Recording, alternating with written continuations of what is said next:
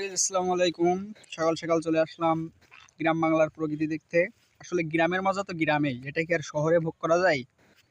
এই যে সকাল আমাদের পোহাই, নীল সবুজ প্রকৃতি দেখে, সবুজ প্রকৃতি খুবই মনোমুগ্ধকর একটা জায়গা।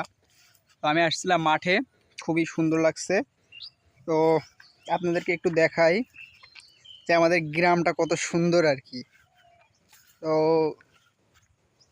দেখুন কত সুন্দর, চারিপাশে সবুজ সোনালী ফসল, ধান আছে, বিভিন্ন ধরনের ফসল আছে। অবশ্যই আমার আশপাশে নাই। তো দেখেন,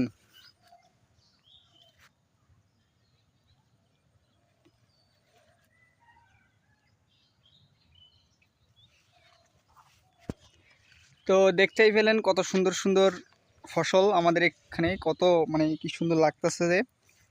তো আমি আসলাম, অবশ্য আমার একটা ছোট ধান ক্ষেত আছে, আমার নিজের হাতে করা প্রায় সবই।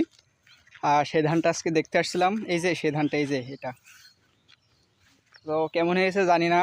তো আর কি বলবো, আসলে গ্রামে খুব ভালো লাগে আমার।